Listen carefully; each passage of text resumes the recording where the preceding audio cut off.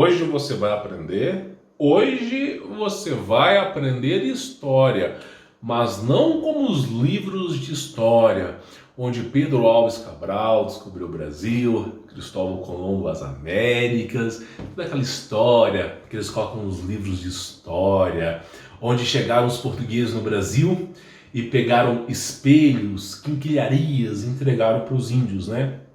Ora, senhor índio, trabalhe para mim e eu lhe darei espelhos, quinquilharias, e você minera o seu ouro e leva para Portugal. Que delícia! Pois bem, essa é a história que lhe foi contada. Mas tudo começa a entrar em conflito, quando o nome do teu próprio país nunca chamou Brasil. Só por aí já começa a desmartelar a história.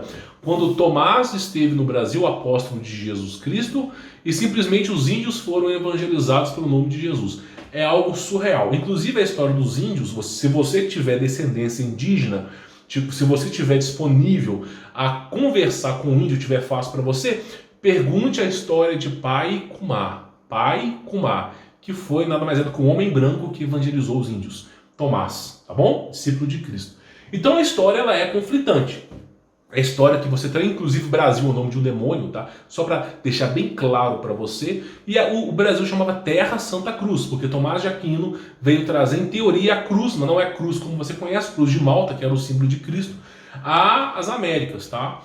Então, assim, o que nós temos que falar aqui para você? Eu vou falar sobre o efeito chamado Mud Flood. Mud é um tipo de barro ou terra, tá? E flood é simplesmente enchente, água. Grande água em abundância. Inclusive, eu coloquei a tradução aqui. Eu vou explicar para você como grandes civilizações que tinham discos voadores, tecnologia ilimitada, sucumbiram. Simplesmente desapareceram, não existe mais registro sobre elas.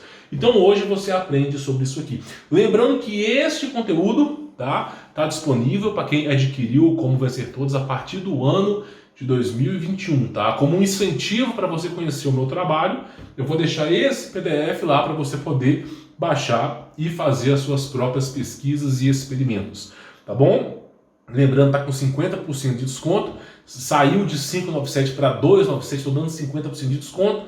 Você conta com o meu suporte pessoal, conteúdo premium e com esses PDFs para te orientar. Se você não quer trabalhar a vida inteira para comprar uma casa Minha Vida e já entendeu que você será escravo desse sistema a vida inteira, que é preciso quebrar essas algemas, que o empreendedorismo é a única maneira libertária de você quebrar essa corrente, então conheça meu trabalho. Está na descrição aqui desse vídeo. Nós vamos falar hoje sobre Mud Flood. O que é Mud? Mud é lama, ok? E Flood é inundação ou enchente. Então, Mud Flood é inundação ou enchente de lama, tá?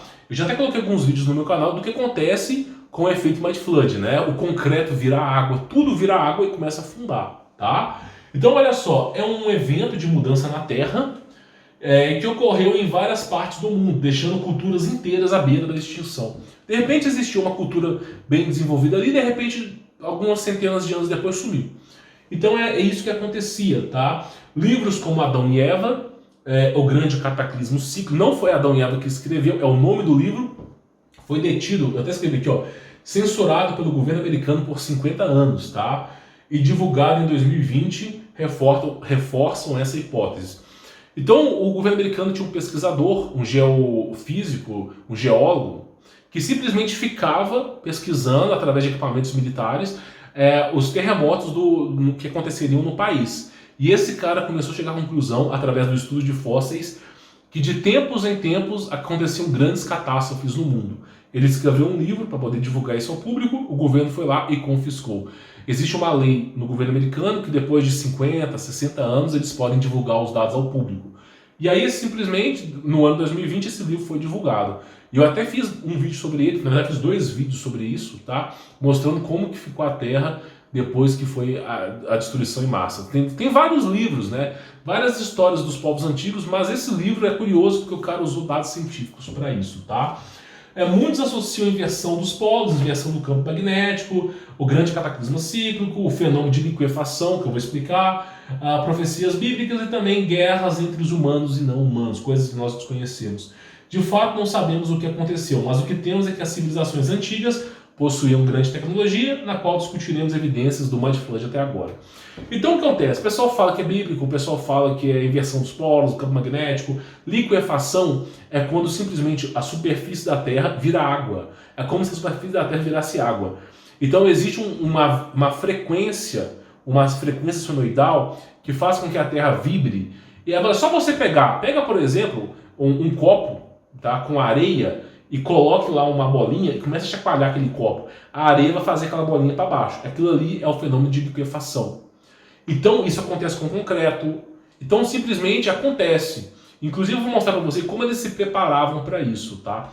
Então esse fenômeno de liquefação fazia com que as cidades ficassem submersas. Melhor do que falar é explicar isso aqui para você, né? Então simplesmente nós temos aqui, ó, evidências. É aquilo que eu venho falando para vocês, que é proibido fazer escavações no subsolo da Terra. Você que vai comprar um sítio, vai comprar uma fazenda, vai comprar uma casa, saiba que você, em todos os países, você só é dono da superfície da sua casa. Você não é dono do subsolo da sua casa. O subsolo da sua casa quem é dono é o governo, é a União. Então, simplesmente, isso vale em todos os países. Por quê? Porque, de repente, você começa a escavar ali, você encontra fósseis de ET, civilizações perdidas, e aí chama muita atenção. Então, o que acontece? Olha só, isso aqui é uma escavação na Europa que revelou edifícios de outras civilizações enterrados. Essa foto que você está vendo aí. Então, simplesmente, alguma coisa aconteceu numa necessidade de fazerem escavações. E aí, quando começaram a escavar, descobriram que tinham mais edifícios para baixo. De repente, pensa comigo, você está lá, você é um europeu, e aquele prédio foi construído no ano X, né? Só que aí, de repente, você fala, beleza, antigamente aqui era o senhor feudal, antigamente aqui era aqueles caras com a bigorna. Aí, de repente, você pega os edifícios mais tecnológicos do que o que você mora, estão abaixo de você, informações conflitantes. Né? Então é isso que aconteceu no passado. Olha só, o direito da superfície, só para tu ter ideia, tá? Esse aqui é no Código Civil. O direito da superfície nada mais é, dentro dos parâmetros do nosso atual Código Civil, a concessão da superfície para construção ou plantio, por tempo indeterminado, por meio da escritura pública devidamente registrada no cartório de registro de imóveis. Ou seja, você só é dono de forma indeterminada sobre a superfície.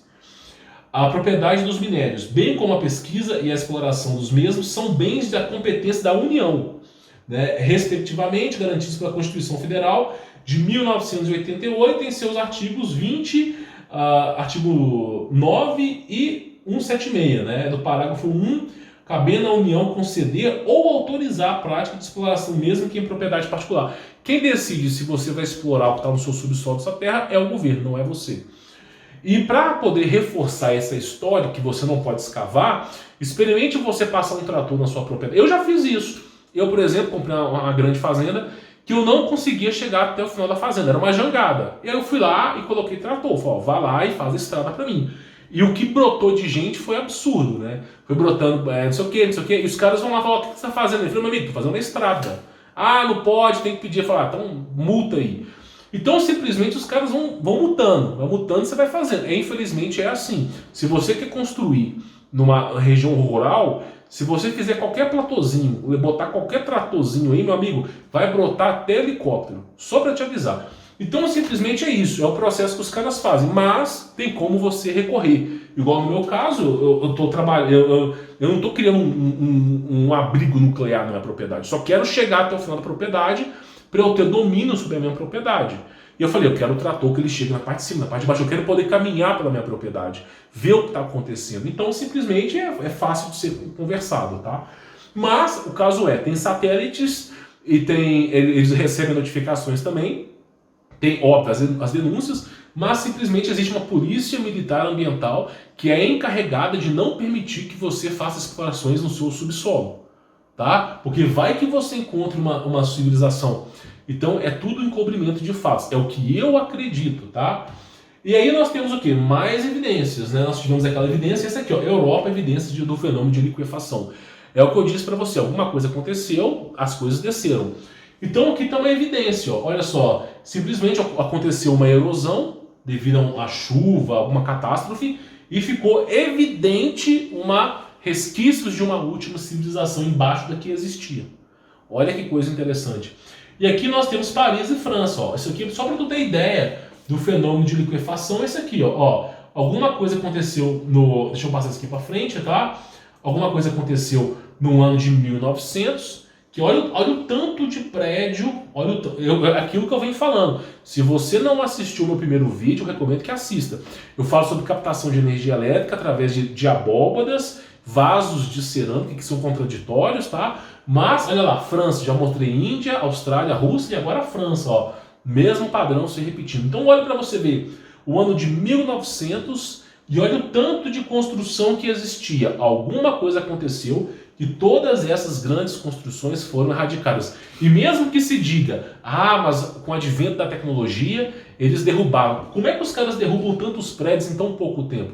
Então alguma coisa aconteceu. Em 2017 está lá, sobrou a Torre Eiffel, né?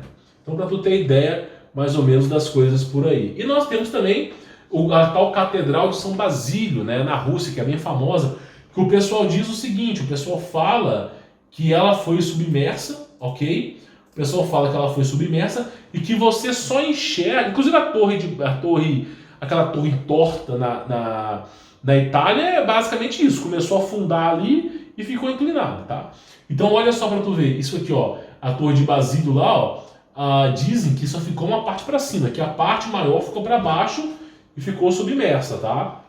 Então o pessoal fala sobre isso. E aí você fala, isso é mentira, né? Esses fenômenos de liquefação, isso não existe. Não, deixa eu te mostrar uma coisa aqui. Olha aqui, ó, inundação off-state na capital. Olha só, nos Estados Unidos, os caras, cowboy lá no Texas, naqueles lugares desertos, que não tem uma gota d'água, e de repente, olha só, inundação na capital, ó, 1862. Então os caras ficaram sem entender, eles começaram a andar de barquinhos, né? Porque a inundação foi muito grande.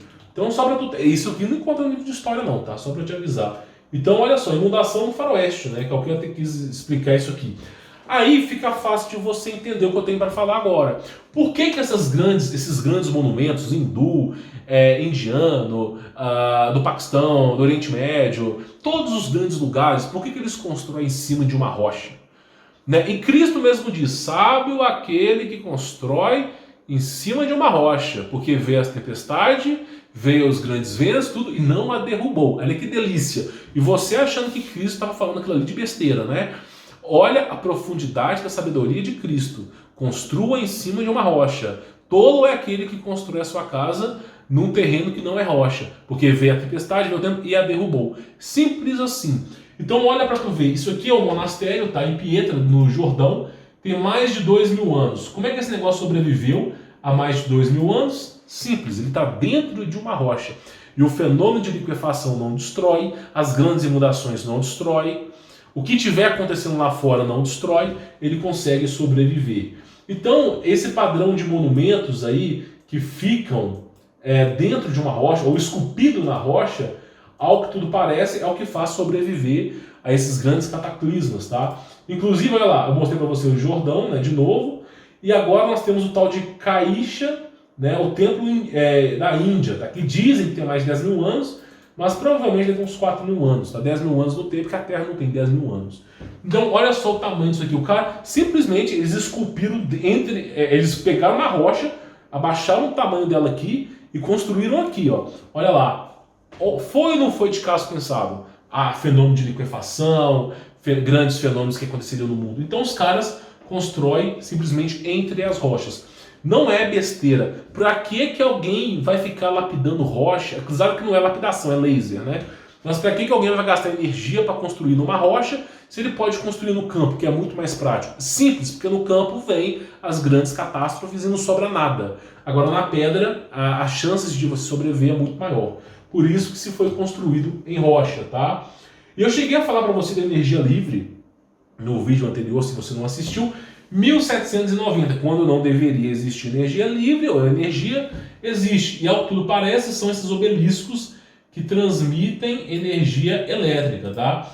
Eu acredito que isso aqui é francês, não posso te afirmar, mas olha só, isso é uma festa que estava acontecendo, e olha só isso aqui, os grandes obeliscos iluminando, né, essa grande festa que aconteceu no ano de 1790. Que delícia, né? Então, só para tu ter ideia, 1790 tá lá. uma torre energética. Você não vê transformador, não vê capacitor, não vê nada. Como é que os caras tinham energia no passado? Pois é, pergunta nos livros de história se tem, não tem, né? Então simplesmente é isso que acontecia no passado. Vamos voltar aqui que tem mais informação para você. Olha só isso aqui. Instalação do obelisco em 1880 a 1881, lá em Nova York. Né? Nossa, para que eu vou colocar um obelisco na cidade? Não faz sentido. A cultura nova-iorquina, a cultura de todos os países, não tem junção com o obelisco. Então por que eles colocam o obelisco? Tem em Washington, tem lá no Vaticano, para que eles colocam o obelisco? Ah, para quê? Para torres de energia, a transmissão de energia elétrica, tá? É praticamente a torre do Nikola Tesla de forma discreta. Então é o que existiu no passado. Inclusive, olha só, essa foto aqui é bem rara, lá no Egito, tá? Torre de transmissão de energia elétrica lá no Egito. Então, o que parece, eles usavam isso aí para energia elétrica. Aí eu falo para você fala assim, não, isso aí é história da carochinha. Esse quadro aqui, chamado Moonlight Towers, ele foi concebido no ano de 1800. Nikola Tesla, Thomas Edison, ninguém estava vivo nessa época. Então como é que eles tinham grandes energias elétricas? Como é que os caras tinham um tipo de energia, que ao que tudo parece ser laser, que mirava para cima, batia em algum lugar, não sei, na Lua, não sei que esse cara estava me arrumando naquela época, e que ela refletia na cidade. A energia vem daqui, algum tipo de cristal, alguma coisa, eu até falei sobre o mercúrio vermelho aqui, batia aqui para cima, não sei, não me pergunte, eu não conheço a tecnologia, mas batia aqui em cima alguma coisa na tampa e voltava para a cidade, iluminava toda a cidade, no ano de 1800. Então são informações conflitantes. Os livros de histórias dizem uma coisa, mas as fotos dizem outra. Então são coisas conflitantes. E aí a coisa começa a ficar mais conflitante, porque eu já fiz um vídeo falando sobre a cerâmica, a abóbada, sobre as grandes torres do passado, que eram receptáculos de fontes energéticas. E que as torres de Tesla mandavam energia para cima e aquelas antenas captavam. Só que agora entra a coisa estranha, porque agora começa a entrar essa história de santo.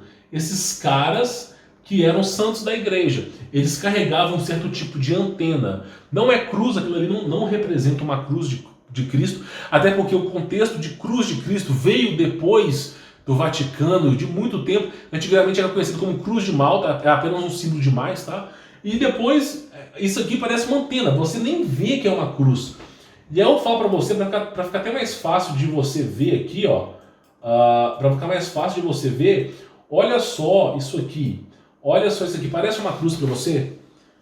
Para mim não parece, para mim parece um tipo de receptáculo que se usava para receber energia elétrica, tá? E coincidentemente, bem parecido com o que ficava nas torres que eu venho falando, que ficava no formato de abóbada. Então, simplesmente, essas torres tinham energia elétrica, tinha esses conectores que recebiam energia elétrica, e, ao que tudo parece, eles usavam energia elétrica também, de alguma maneira, até então desconhecida, tá? Do passado. E nós temos, né, o fragmento, alguém conseguiu encontrar isso aqui, que é o fragmento que eles não podem tocar. Museu é proibido você tocar, e inclusive já nem sei se existe mais isso aqui. Então eles encontraram esse monumento, escavações, e simplesmente não pode nem encostar nisso aí. Então aparentemente parece até um cajado de Moisés, porque a coisa aconteceu. A teoria dos russos, as cruzes não são o que parecem. A palavra raio foi encontrada pela primeira vez em 1539. Então não é. Muita gente falou que parecia ser raio isso. Ah, o cara tá segurando um raio. Que delícia. Um homem segurando um raio, né? Só que a palavra raio veio ser usada pela primeira vez em 1569. Ou seja, esses grandes artefatos aqui, isso vem bem antes disso, tá? Então são informações conflitantes. Aí você me pergunta, quem passou a mensagem, né? No filme Under, Pararapururu Silver, Pararapururu Lake, quando ele se revolta, quem está pedindo para você, quem está passando as mensagens? Pois é, quem está passando as mensagens? Os anjos caídos. É simples assim. O filme A Tumba do Diabo. É os anjos caídos. Anjo passando informação. Olha só, um anjo, tá? Isso aqui é um estudo russo. Um anjo passando informações, tá? E olha pra tu ver. Não parece um anjo passando informação não, Beto. Não. Bobagem. Isso aqui é o que pra você? Isso aqui é o que? Uma panela de pressão? Olha pra isso aqui. Uma cara, uma asa, um ser voando, passando um certo tipo de informação. O tempo todo, os anjos passando informações proibidas para os seres humanos. Informações essas que que eu já fiz vídeos sobre inteligência artificial que simplesmente quer dizimar a raça humana. É o que eu digo. Tem tecnologias que são benéficas, que não vêm dos homens, não vêm dos anjos caídos, vêm de Deus. E tem tecnologias que são maléficas, que vêm dos homens e dos anjos caídos. As tecnologias são tão positivas nos céus, porque os céus têm tecnologia, que possibilitou a liberdade dos anjos caírem. Deus, ele não fica chipando todo mundo, não. Ele dá a liberdade. Agora, cabe a cada um fazer as suas escolhas. E nós temos aqui o seguinte, ó, o cajado de Moisés, que é até bíblico, né? E tem grandes referências sobre isso. Então Moisés abriu o mar no meio. Não, Moisés não foi o primeiro a abrir o mar no meio. Se não me falha a memória, Elias também, Tomás abriu. Inclusive tem a história brasileira do pai Kumar, que abriu o mar ao meio também. Ele estava sendo perseguido por algumas tribos indígenas, né? Depois dele ter evangelizado. E aí o que ele fez? Ele pisou numa rocha, lá no Nordeste, acho que foi no Nordeste, abriu o mar no meio e foi direto para a Índia. Inclusive tem essa pegada na rocha, até hoje em dia. São contos, né? Mas eu não duvido disso. Então, olha só, cajado de Moisés pode ter sido um presente de Deus, eu acredito, para ajudar o povo a escapar do Egito, eu acredito. O Senhor falou a Moisés, Êxodo capítulo 13, versículo 17, Êxodo capítulo 15, versículo 19, tá? O Senhor falou a Moisés, não precisa continuar a clamar por mim, diz ao povo que avance, que marche, porque o povo tinha parado para orar. Deus falou, não, agora não é hora de orar, continue marchando, porque o exército dos egípcios estão atrás de vocês. E aí, tá lá, levanta a tua, e olha só, vou até passar isso aqui, não tá. Então, levanta a tua vara sobre as águas, tá? Levanta a vara sobre as tuas águas, e no meio do mar se abrirá o caminho na vossa frente, tá? Todo o povo passará por ali como se fosse uma terra seca. Então você vê basicamente o seguinte, tá? Deus falando a Moisés para levantar a sua vara, que ali o mar se abrirá ao meio e o povo conseguirá fugir, parecendo que a terra está até seca, né? E Deus, Deus não fez o mar se abrir. Fez. No contexto geral, no contexto amplo, Deus é Senhor de tudo, Ele fez isso. Só que Ele deu a ferramenta a Moisés, porque Ele diz o seguinte para Moisés, tá? Ele diz o seguinte aqui para Moisés, olha só, e tu levantarás a tua vara sobre as águas, e no meio do mar se abrirá um caminho na vossa frente, todo o povo passará por ali como se fosse terra seca. Então ele simplesmente, você vai lá e levanta a tua vara, e aí o mar se abrirá. E aí eu falo, esse tipo de vara não poderia ser um certo tipo de fonte energética do passado, não? Porque eu já venho falando que os caras tinham energia aqui desde a época de Adão e Eva. E aí, quem não garante que esses caras não tinham energia? Ainda mais os egípcios, tá? Os egípcios que tinham grande tecnologia do passado, os caras estavam abrindo portais. Então você imagina a grande tecnologia que Moisés também tinha. Levanta a tua vara e o mar se abriu ao meio. Então é isso que se é comentado, tá? E não só isso, como também nós temos que falar sobre, olha só, sobre Agartha, que é conhecido como Hallow Earth, Terra Oca, que existem civilizações no subsolo da Terra. Nós temos Lemúria, continentes que foram simplesmente sumiram. Uma hora tem naves voadoras, portais, carros voadores, e noutra hora não existe mais, varrido do mapa. Então nós temos Agartha, Lemúria, nós temos aqui, por exemplo, essa retratação aqui, ó, das pirâmides como fonte energética, tá? O pessoal utilizava no passado.